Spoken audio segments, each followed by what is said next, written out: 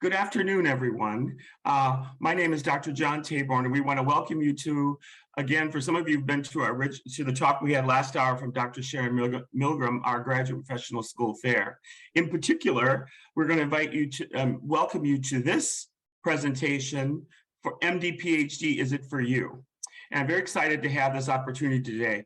I know from our original meeting this morning that there are people joining us from NIH that are current postbacks or grad students, summer students, but also joining us from across the United States and maybe even beyond the United States as well. So welcome all of you.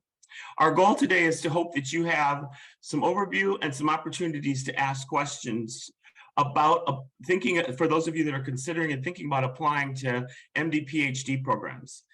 And today we've got a very distinguished group of program directors and representatives from the profession, as well as from many of MSTP, MD PhD programs across the nation that are joining us, who are joining us. First of all, I'm the moderator, Dr. John Taborn, and I'm the career counselor here and pre-med advising team member at OITE. And my colleague is here, Brittany Hard, who's also pre-med advisor here and our co-moderator. So if something happens, you might be working with one of us or hear us come on. So I guess without further ado, we'll keep on moving forward. The first thing we're going to do is I'd like to ask that each one of our panelists just take a moment to introduce yourselves and say a little bit briefly about you and what institution you are representing. And who would like to start? I have people on my screen, so maybe I'll just call names. Let's start with Dr. Cavazos. Good morning or good afternoon. I'm Jose Cavazos. I'm a physician scientist in epilepsy and geriatric neurology. I'm a professor and associate dean for the MD PhD program, the South Texas MSTP in San Antonio, Texas. Thank you. Welcome. And Dr. Swartz. Thank you. I'm Talia Swartz, and I'm a physician scientist, HIV virologist, and an infectious disease doctor, and a graduate of the MD PhD program at the Icahn School of Medicine at Mount Sinai in New York. And I'm the co-director of the MD PhD program at Icahn Mount Sinai, and also the chair of the communications committee of the AAMC Great MD PhD section, where many of us collaborate to talk about MD PhD careers, and are excited to be with you today to talk about whether it's right for you. Thank you. Thank you. And Dr. Quinones.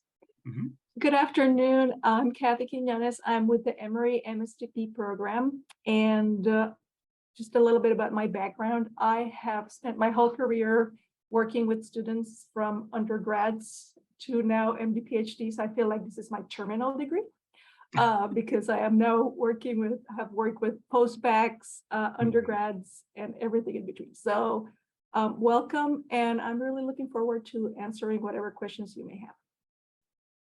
Thank you very much.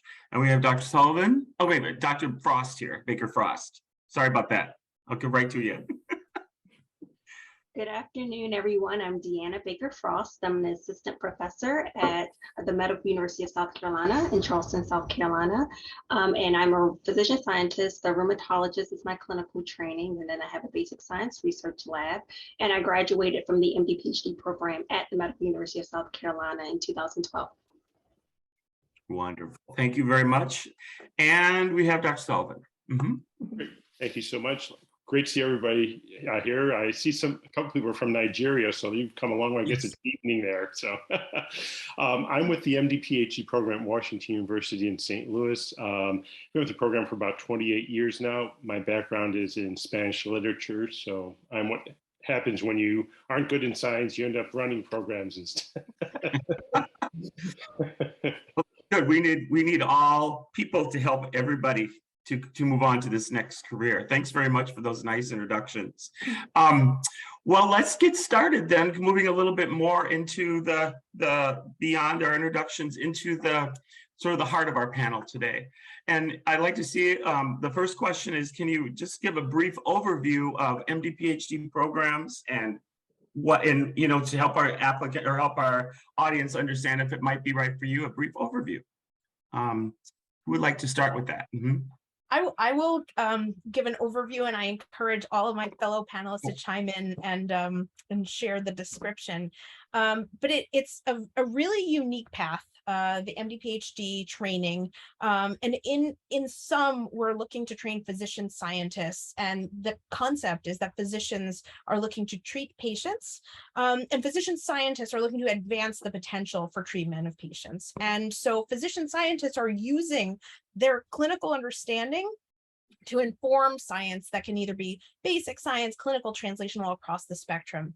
And it's the idea that this dual degree is allowing you to have training as both a scientist and as a physician through this rigorous 8-ish year program. And there are about 100 programs around the country that are doing this to various extents, but we all have a very similar purpose in training individuals to sort of use this unique lens of understanding clinical medicine to inform better paradigms of treatment, diagnostics, etc. And what we find is that our alumni of these programs go on to do a full spectrum from clinical research to translational to basic science, always using this unique training, leveraging these dual degrees. And it is important to note that you don't need an MD PhD to accomplish this goal. You can be a physician scientist with an MD. It's just that the training is similarly long and redistributed. So either you do your MD and then you do a prolonged training after that, and then you can do a postdoctoral fellowship and research, and then you can be a physician scientist, or you can front load the dual degree training in one of these combined MD PhD programs, and then do postdoctoral research and become a physician scientist that way. And so it's important to sort of do your homework as you're thinking about, do I love research? Do I want to go to medical school? Do I see myself as a physician scientist? And what would be the best path for me? And so talking to other people, we can provide you with a lot of resources. It's really important because the training is lengthy. So you want to really know what you're getting into. And that's why we are happy to talk to you today. And I think we can talk more specifically about the program's nuances based on your questions, but that would be my overview for now, and welcome anyone to fill in what I missed. Yes, does anyone else want to add anything? Mm-hmm. Okay. Before we go on, I wanted to mention that we are going to ask a few questions, but we want to open it up to panelists, to the audience to be able to ask questions. There are a couple ways to do it. One would be to electronically raise your hand. I'm also seeing that there's some questions in the question box as well. So before we go into hearing from you as the audience, I do have a couple of questions that I like to ask is, I guess what the question I'm thinking about right now is, and it might be it's one of the questions that was in there, like, what in your opinion would be the benefits of an MD PhD program versus an MD program that you might do research? Like, I call it benefits or advantages. Who would like to address that? Mm-hmm. As I indicated in their response in the chat, the age to first R01 is the same for MD and MD PhDs. If you access the links that Dr. Swartz is putting into the chat, you're going to be able to access the slide set that we have prepared for you. Rather than rehashing it, we decided to have a more question and answers. But what you find is that the individuals who pursue an MD, they often or typically have to do a longer postdoc associated with their research intensive residency in order to be competitive in the same way that MD PhD, while the MD PhD trainees receive payment, a stipend, tuition and fee waivers typically across the majority of the MD PhD programs. But furthermore, there is actually a community surrounding the program, and that is what leads to a higher success rate. Okay.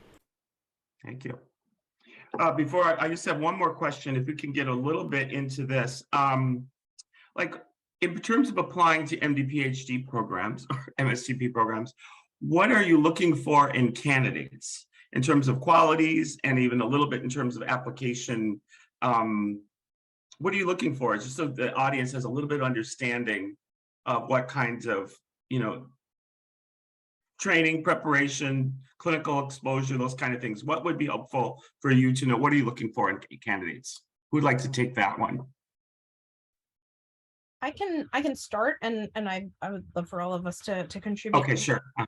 Mhm. Above all, it is critical to note that we are looking to diversify the physician scientist workforce, and that means recognizing different perspectives and bringing creative solutions to the future of biomedicine. So having said that, we all of us sort of have, each institution has its own sort of why this program per se, but the idea is that the review is holistic, and it's looking for these 6 major buckets that are research and substantive research, and we can talk about what that means, primarily because this is a research physician scientist training path, and it's really important that you've engaged deeply in research so that you know that this is something you want to do for the long haul. We could talk about the details of that. Coupled to that is an idea that you want to go to medical school. So you want to have had experience caring for others and experiences that can inform your desire to be a physician.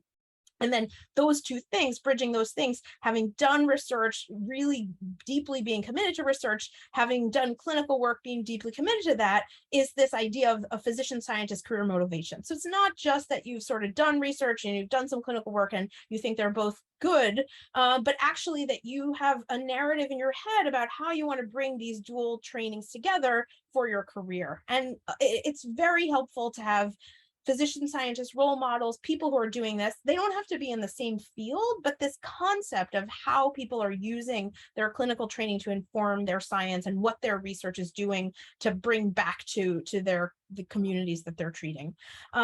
Related to that is academics, that, your background as a student that can predict your ability to succeed in a rigorous dual degree curriculum. Having activities and life experiences that add to the richness of your incoming class. And then integrity, maturity, resilience. These are characteristics that are important for being able to go the long road on this dual degree training and be persistent to accomplish your career goals. So those are sort of the 6 categories that are evaluated in a successful MD PhD application. Okay, thank you. Yeah, go ahead. Looks like Dr. Sullivan had something to add. Talia, I think you pretty much said all that needs to be said, but I'll throw in a few things there. We often get questions about gap years and whether or not individuals should take gap years. Currently, 3/4 of applicants are in a gap year situation. This is a phenomenon that's grown over the past 25 years. It's not entirely necessary. I think there are a lot of different reasons for taking gap years, and there are some that would be, probably better than others. If you're not sure you want to do research full time, do you want to be a physician scientist? That's a good reason to take a gap year, get additional research experience, so you can sort of decide whether or not this is what you want to do. Or if you haven't had a lot of research experience, perhaps you've gone to a small college and you haven't had the opportunities that someone at a large university might, then that would indicate that you should take a gap year. Or if you've been mostly involved in technical aspects, perhaps you've worked in the lab for a long time, but you haven't really been making decisions about projects or reading up on your own and coming up with ideas. So if you function more as a technician than as a researcher, then I think a gap year would be indicated in that case. And also, it's just personally, you may say, I don't know if I want to commit 7 or 8 years to doing this, the training. So that might be a good reason to take a gap year. And I will note that about close to 100 people a year who get accepted to MD PhD programs decide not to do the MD PhD. They end up doing MD only. And I think it's because they've come to the realization that while they like research and obviously are a strong enough candidate to be able to get into an MD PhD program, the fit is not right for them. So they end up doing MD alone. Okay, thank you. Yeah, and I would love to add a little bit to Talia's explanation. it can be very easy to think of this as like, okay, can I check that box? Do I have enough hours? And I would like to encourage you to think about those experiences and what they're bringing to your life and how they're helping you discern what you want to do in the future, because that will translate into your application. It will translate into your interviews. So we are in part, yes, looking to make sure that people have the experiences that we're expecting to see, but how you think and speak about those experiences is also really important, because that tells you really where you are. I mean, we can look at the statement and it's like, oh, wow, this is a great writer, but we still want to talk to you and see, what makes you click and how you're putting these things together. What are the experiences? How did being exposed to patients reaffirm your interest in taking care of your patients and the community at large? When you talk about your research, was there, that experience was rich enough and joyful enough that you just light up when you start talking about it, because it was so much fun, and you ask the questions and you talk to people and you can tell us what you did and why you did it, and perhaps where are some of the holes in that research, what could be improved upon, and those are kind of next level skills. But the reality is that because most people, actually everybody's coming into this process with substantial amounts of research, there is that expectation that you're going to be able to articulate that work that you have done. In reality, you probably have done a lot less in a clinical environment. So you would only be able to talk about what you have seen in that area. Yes.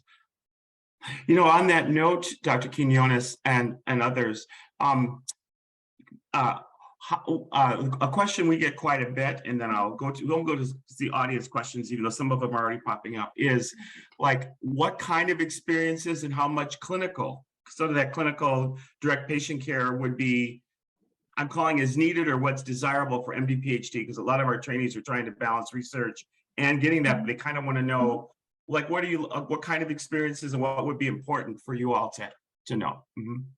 I see Dr. Baker Frost. I know you're feel free to jump in if there's one that you kind of answer as well. Mm-hmm. Does anyone want about clinical exposure? Mm-hmm. I can kind of answer that a little bit. You want to have a significant clinical experience in that you have either shadowed a physician so that you have some direct patient care. Lots of times, patients or students will work with physicians and they may do like chart reviews and those kind of things, which are valuable experiences, but you want to have some type of shadow experience where you actually work directly with a physician and you have that direct patient care to know if that's a type of career that you would want to engage in. Okay, thank you. And anybody else? Okay. Well, we have a lot of questions. Oh, go ahead. Can I add just to say, Yes. People like numbers. I placed some numbers in the chat. In general, just to get you proportions, it's 10-1, meaning 10 more research to the amount. Research is what we're looking for. We are hiring physician scientists or potential physician scientists. We're not hiring technicians. Don't focus on your Western blots. Talk about what you were trying to accomplish with those techniques, okay? The other aspect is we do need to get you through medical school and get you through medical school committees, and this is across the nation. Some people want at least 20 hours check, kind of minimum, but the point is you need to understand why you want to be a physician, not just a scientist. That's the point. And it doesn't necessarily take a lot. You may have had multiple experiences in the hospital yourself by being a patient. That may be enough to understand what the environment of being a physician is about. But in general, the medical school would like you to have, up to 50 to 100 hours, but we want 1,000 hours of research or more. And those of you who are at NIH, this is why everybody is here for the next 3 days, is because we're looking where the researchers, the future applicants are located. So. Yeah. Yeah, and to slightly expand on that, I mean, this is where the holistic interview comes into place and your life experiences. I mean, in your life, you may have helped take care of someone for long periods, and that is clinical experience. You know, you're hearing, you may be going with a relative to doctor's visits and hearing the discussions and thinking about these medications and looking things up, and you're thinking very, very deeply about these issues. You know, some students are working as well as going to school. There is limited amount of time to be gaining these very extensive clinical exposure type of experiences and getting the hours in the lab. So and that's, you know, just going back to my previous comment, is about Dr. Cavazos gave you some hours. So think of those hours and think of where that hits you. I mean, in your knowledge and in your heart, because that's what we want to see in your statements. We want to see that thinking and that processing of that experience, and that you have reaffirmed your desire to be a physician and a researcher. Okay, thank you. You know, there's an interesting question here that's coming in from an attendee. It has to do, it's related to diversity inclusion kind of questions that I wonder. The question is, specifically women of color are underrepresented in MD, PhD programs, and there's often a narrative that women can't have it all. Is there truth to the statement? Can some of the women on the panel discuss pursuing this education has impacted your personal life? And you know, anything like that you could share with some of our audiences is something that a lot of trainees are thinking about as they're trying to figure out how they're going to balance this, not only the educational process, but a career afterwards. Anyone want to address that? I can start, and then other people can jump in their own experiences. And so it's definitely something that I think all of us thought about when we decided to pursue this pathway. And that doesn't mean that it will necessarily be easier if you pursue like an MD or just a PhD. The length of the training is unique in that aspect of things, but I tell all of my mentees that the most important thing is the support that you get with the MD PhD program. And that's what you're going to be looking for no matter what program that you go into. As you're going through the program, life happens. Life does not stop while you're training, and things will happen throughout the training process. And so as you're going through that, leaning on the support system that you have in place, which includes your MD, PhD family, as I often call them, your family members, your friends, all of those people will help you kind of get through this program. And those support systems will allow you to maintain a work-life balance, which changes every single day. Every day, my work-life balance changes depending on what my schedule looks like. And so what my work-life balance looked like yesterday is not what's going to look like tomorrow. And so the flexibility and being flexible with your schedule is going to be something that you will continue to work on throughout your entire career. So that's never going to end. I think that as women, it can be difficult because you feel certain societal pressures that other people may not necessarily have. But I think the support system allows you to be able to maintain a healthy balance so that you can have you can achieve all of the personal goals that you have as well as the academic goals. Yeah, I love that, and I agree. It is extremely rewarding and extremely challenging at the same time to anticipate and to start a family during training. And it's something that we talk about all the time as this being a marathon and not a sprint. And so part of it is the sense of, oh my goodness, I have so many years ahead of me. How could I possibly start a family? The flip side is, I have so many years ahead of me. I'm going to figure out how to sort of do this. And it's messy. There's no doubt about it. It's tricky. There's no right time, but there's also no wrong time. And, you know, my my own experience as a student was that I had my two kids during training, one of them when I was finishing my MD PhD and one of them when I was a clinical fellow. They were both hard. They were both hard times. But you figure out the resources that you need and you ask for help. I think that's the critical piece, is not being afraid to ask for help. And I think we're not sort of trained in asking for help. It's sort of traditionally been viewed as like a sign of weakness if you can't do everything by yourself, but it's so important to be able to identify what you need. And I found that whenever I needed help or wasn't able to do the things that I thought I did or needed some more time, everyone was extraordinarily generous.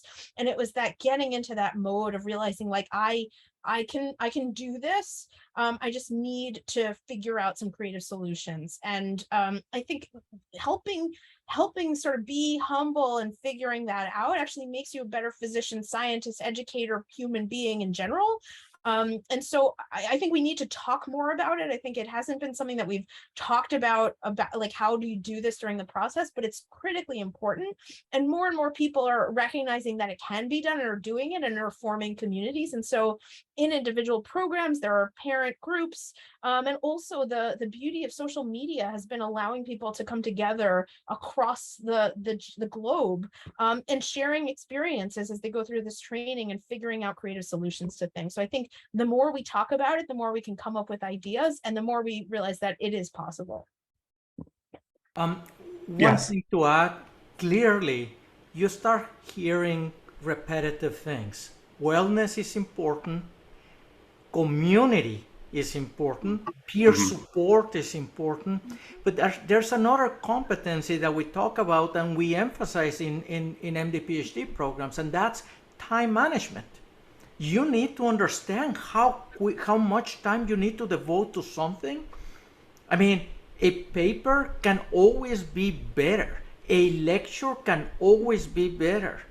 There are things and ways that we are able to do and provide you with tips so that you are able to be more efficient. Now, this is not something that you are born with or that the minute that you walk into the class, you have. That's why you need mentoring. That's why you need a community.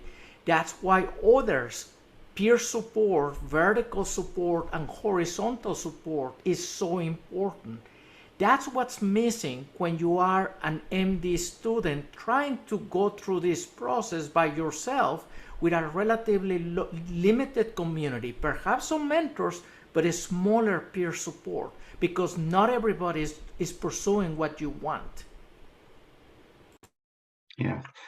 And as you're speaking, the question was related to women, but we do know that we all know that men are starting families, having things in their minds too, and all kinds of things. So I think the advice and suggestions that we're getting floats, on many different levels. So I want to, have that in there.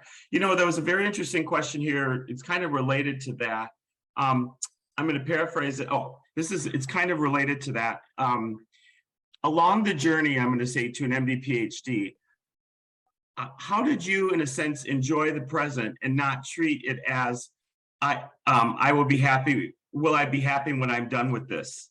How did you what mindsets or activities did you kind of put yourself in to kind of go through the process over the number of years? That's a question we get a lot, is how will I know, if as I'm going through or even now, if I'll be happy at the end? How did you kind of work on that as you went through? It's a very interesting question. Anybody want to? You have to reflect a little bit on that one, I'm sure. Go ahead, Cathy, go ahead. No, very quickly, I always encourage students to look at the percentage of their life at that point that the training is taking and say, look, this is your life. This is your life really happening. You do want to make it as great as possible. I mean, you're always going to have a job and you need to figure out, how to find joy in life and find things that you enjoy and that build you up and so on. Friends, family, all that good stuff.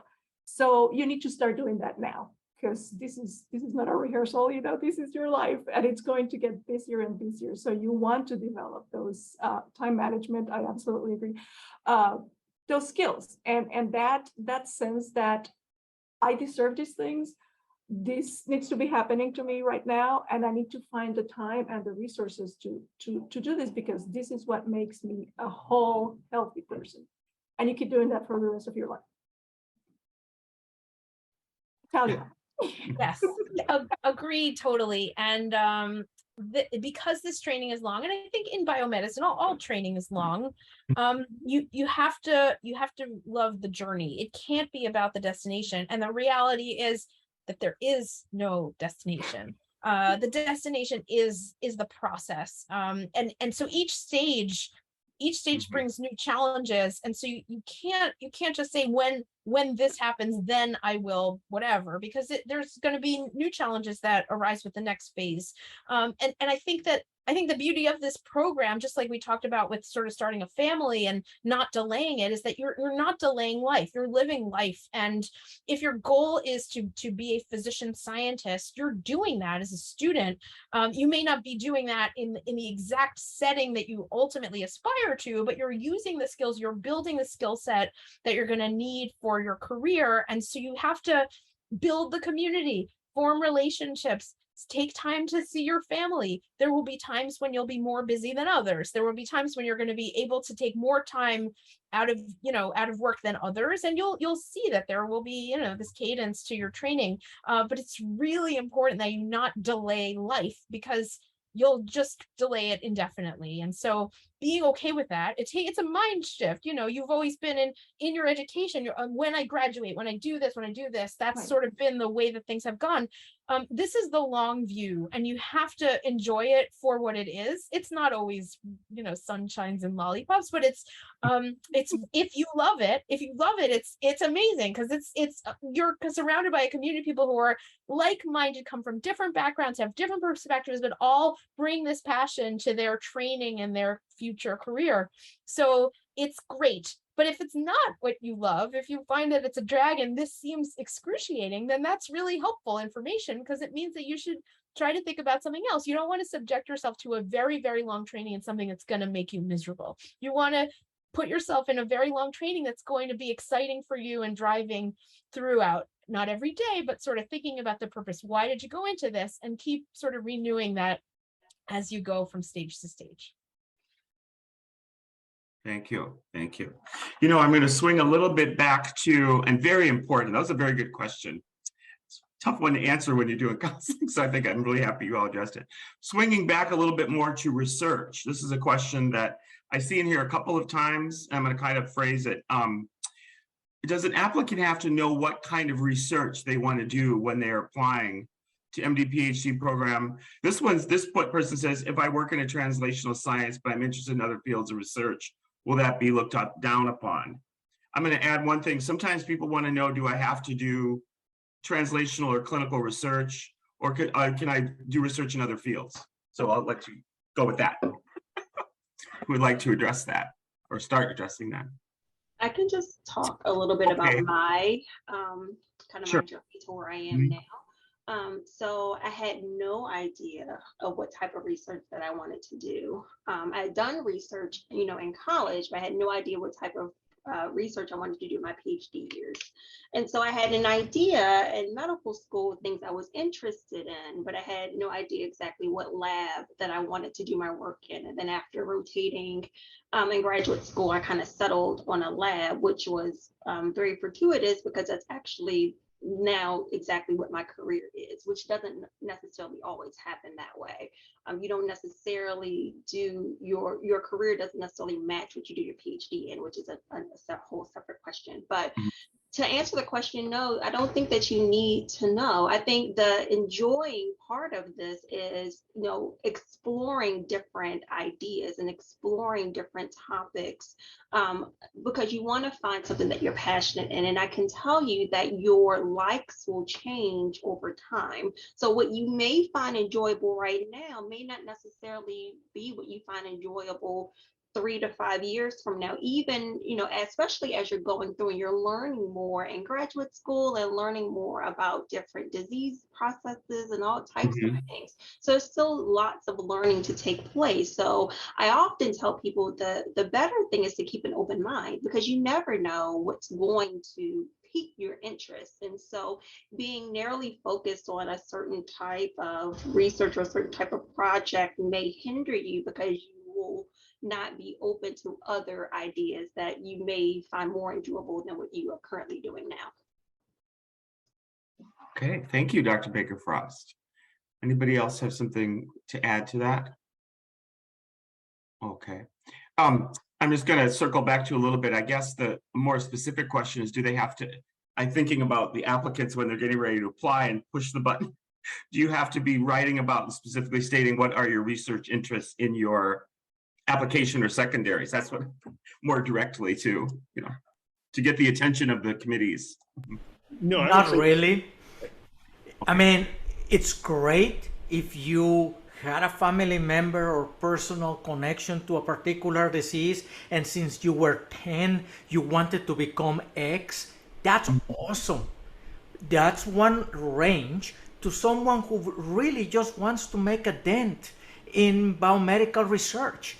And you don't know yet if you're going to be doing, cancer or Alzheimer's or whatever. We are looking for physician scientists, not for a specific quota of I need one person from neuroscience and one person from cancer and one from microbiology. So apply broadly. You might want to do translational science.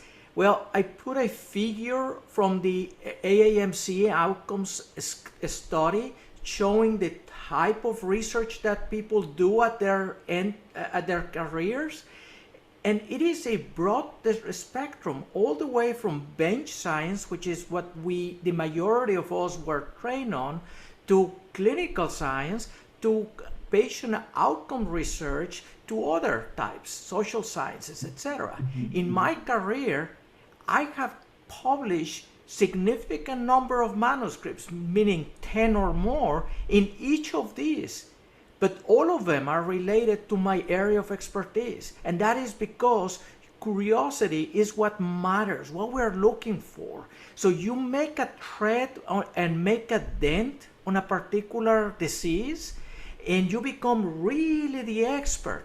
And what we do as physician scientists is we bridge science to bed. I mean, this is what we do. Bench to bedside is we're going back and forth, getting inspiration, better methods, better models of disease, and going back and trying to apply or find gaps of knowledge. So do not worry. This is a long, a long journey. Enjoy. I mean, you're climbing a mountain. Enjoy the views as you are going up. Okay, thank you. Let's see. So on your while you're applying, it's just another question that's coming up. It looks like Dr. Swartz might be responding to it. But a question is coming up from trainees all the time about how do you have to have, or how many publications should you have when you're applying, or presentations? What would you to be competitive applicant? Anybody want to address Dr. that? Cavazos is gesturing significantly. Do you want to take that? No. Let me punt to someone else, but essentially the answer is no. We don't expect for you to have all of the above. Right. With COVID, presentations and conferences were diminished. So we are not expecting you to have gone to congresses and the like. So, but clearly, those people who were able to take on a project and present it either locally or beyond are going to have an edge over those who did not have that opportunity. But we examine and expect more if you have had longer substantial research experience. So, we're not going to be looking at someone who just came out of college the same way that somebody who had 4 years of postbac. Okay, so these are, you compare, what did you take opportunity? Did you take advantage of your opportunities, or you did not? Okay, and for reapplicants, we want reapplicants, but we want reapplicants who got better during that year, either by retaking the MCAT, or by increasing some courses on graduate work if their GPA was too low, or by doing more research. So bottom line is, there's no one perfect application. each of you has a journey. Your journey needs to go in through the application, and it needs to be constantly better in order to improve. Yes. And I would just add that with one advantage of doing presentations, even over publications, this is my opinion, is it gives you an opportunity to practice talking about your research to somebody who's not your lab mate, somebody who's not in your field. And that's what you're basically doing when you do your interviews, right? You're going to a school, well, I guess it's via Zoom now. You're going on a Zoom link and you're talking to faculty, and they're going to ask you questions about your research, and you have to explain it to them in a way that they understand and then respond to their questions. The other good thing about if you're able to go to a conference is you should really go into the other posters, go to the other talks, and get used to asking people about their research, because that's the other half of the interview. Faculty members going to expect that you'll ask them questions about their research, and then they will evaluate you on your ability to, come up with good questions and, follow along with what they're saying. So I'm hoping we're getting out of this COVID phase, and I know a lot of our faculty are going to every conference they can right now because they've been at home for two years. And so if you have an opportunity to go to conferences, I would encourage you to do so. Yeah, and just to be clear, I know that we've been clear about this, but publications by themselves are not required. I know there are a few questions in the Q&A. There's not a number of publications. It's really the experience of the research that you're doing. And when we talk about substantive research, we're talking about your ownership of a project or multiple projects, but your involvement in it deeply. Having a publication doesn't necessarily tell us whether you've been involved in the project in a deeply conceptual sense as opposed to sort of a technical sense. And so Dr. Cavazos was saying that you're able to describe this both on your application, your research statement, and your interviews is going to be really important. You want to be able to describe your familiarity in testing hypothesis, and being able to describe your question at the outset. Where was the gap in knowledge before? How did the work that you did help to close that gap? And what are some future directions? That's going to be much more important than whether you're a seventh author on a large paper that you did, contributed some data analysis to. And so that's why every person is different. But for you, in thinking about how to conceptualize your work, it's going to be important that you're able to articulate that both in the written application and the interview.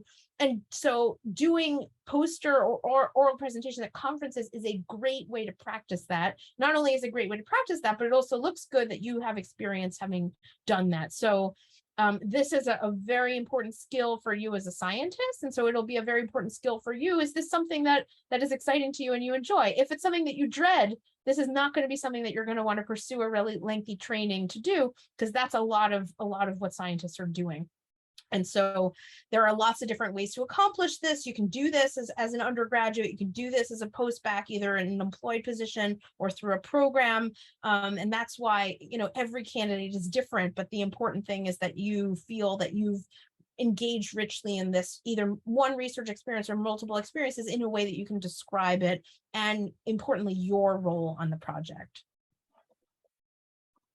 Okay, thank you. There's a couple questions kind of flashing forward. There's a few questions in here about application processes for programs, and we have some workshops on applying to medical school and MD PhD program. But there's a question here about careers like afterwards, like flash forward when you're done with the MD PhD. A couple of them relating to physician, engineer, or what might be some industry career paths for MD PhD. And do you see MD PhD going into those careers, or is it primarily academic and research? Any thoughts on that?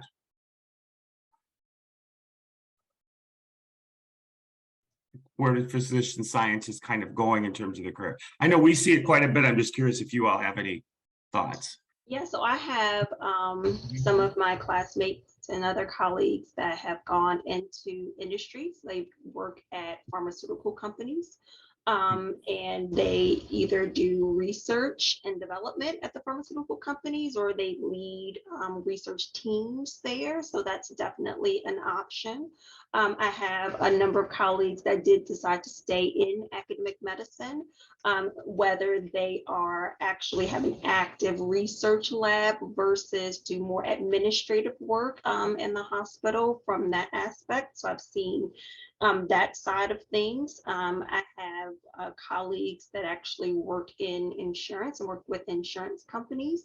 I have colleagues that are actually more on the political spectrum, actually trying to make policies and influence policies, and how important research is in those policies in the government level.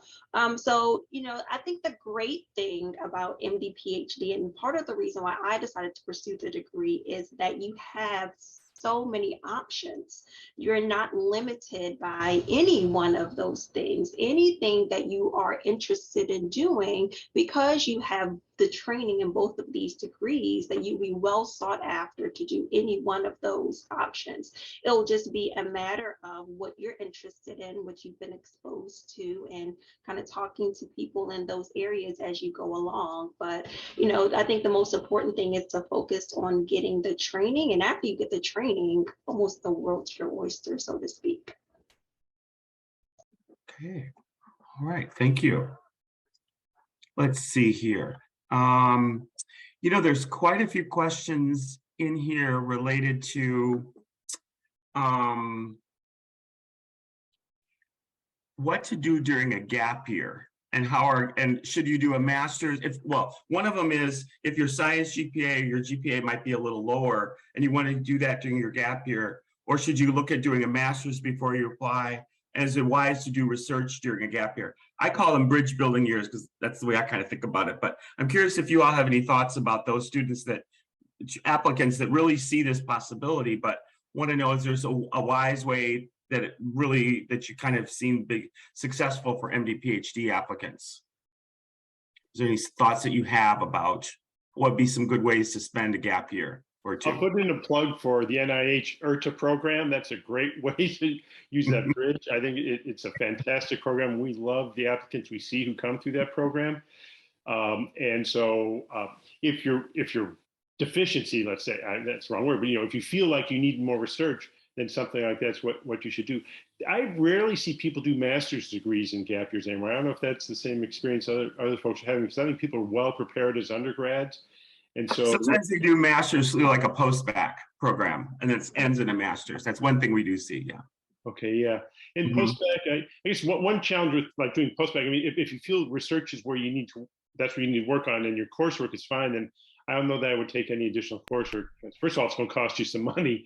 And secondly, it takes time away from being in lab. And so if you feel research is what you want to work on to strengthen your application, I would really encourage you to do that. Let me address one thing. Mm-hmm. Every journey of any of you might be different. You want to go to a particular place, Rome. Well, there's multiple ways to get there, okay?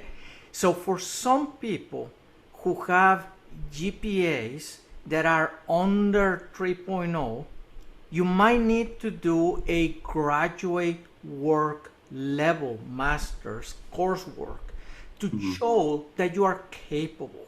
The other thing that is very important, if you only had one semester or one year with a problem, explain it. We are all humans. It's not so much that you fail, but whether you got up and were able to persist and be resilient and grit, etc. That will be actually seen very positively. So we have morbid imaginations. Please explain things that need to be explained. That's what the essays are for. Everybody has a different journey. Now, in regards to the question that Brian was addressing, so what is low? So if you have a 3.4, does that rule you out from places? Maybe. You need to be mindful and access information and access the locations that you're going to have availability over the next 3 days. Talk to a program director, to an administrator. Is someone with a 3.4 too low? Ask the question, period. You are going to be surprised. My program, for example, has a nice graph showing GPA and an MCAT percentile that is publicly available. I know that 3I used to do that, and several other programs have that. That gives you information.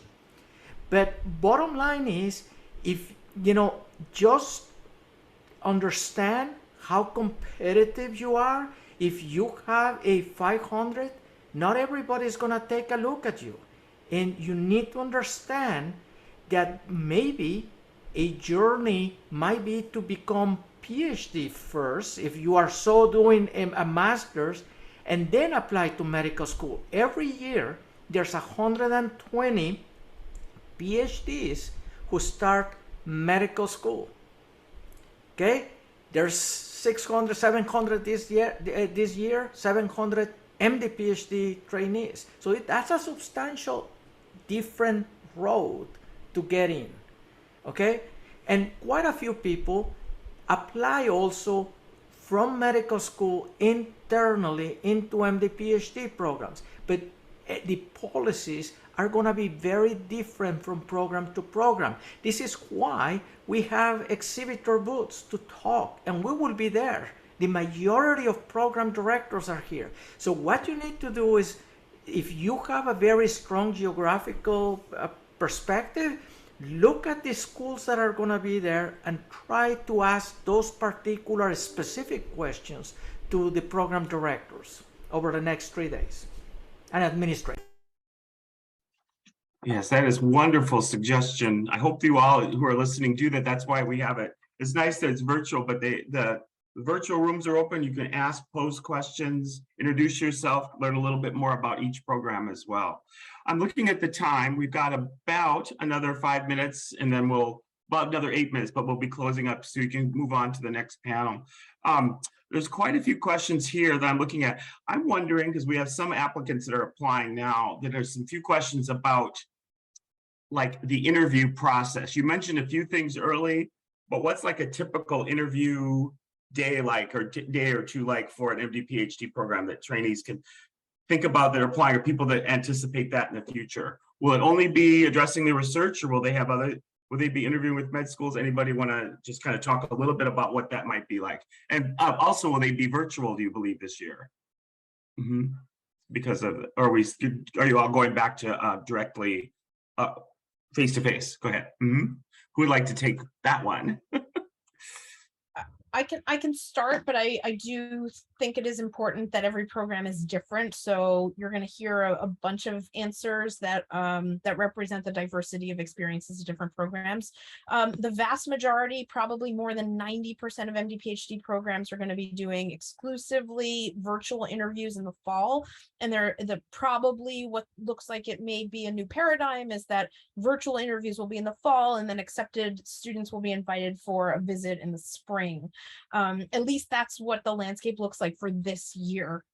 There are usually 1 or 2 days of interviews that are going to be with potential mentors of scientists, and then some programs may have designated medical school interviewers. Some people may have combined MD PhD committee interviewers, and there's a large range of numbers, but something maybe on the order of 4 to 6 interviews, maybe more. I'll let everybody chime in.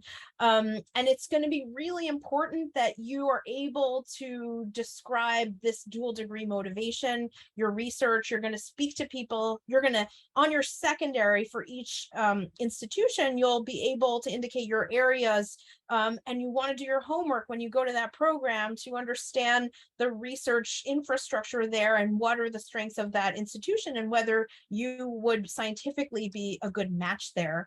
And so hopefully you'll be set up with individuals who have some background in your research experience, and so they'll be able to ask you about what you've done, and you'll be able to ask them about what they've done. You want to do your homework and know who you're talking to. You want to be able to speak on the level and know that if you're talking to somebody in a very related field, that you want to calibrate the way that you describe your science to them in a way that makes sense.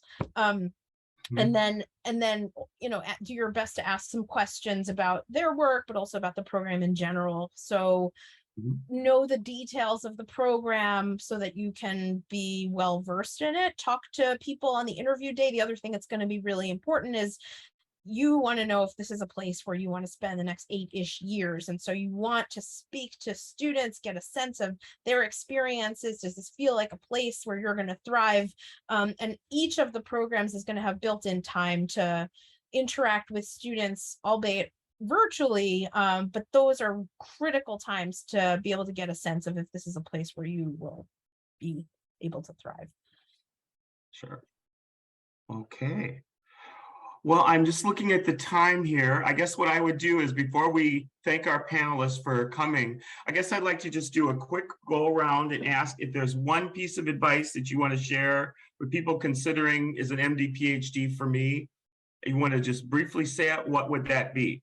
Is there anyone who would just want one piece of advice from each of you for our app, for our community? What do you want to be? Wisdom. Yeah. Mm-hmm. Is research part of your DNA? If it is, the cheapest and easiest and best way to get there is MD PhD. Okay. Okay. Anybody else want to add to that? Oh, everybody go ahead. I see you're okay. Go. I guess when I was trying to figure out if it was for me, was how did I feel if I was not able to do one or the other? And if I felt incomplete, so to speak, without doing research or without seeing patients, then I knew the combined degree was what I needed to do.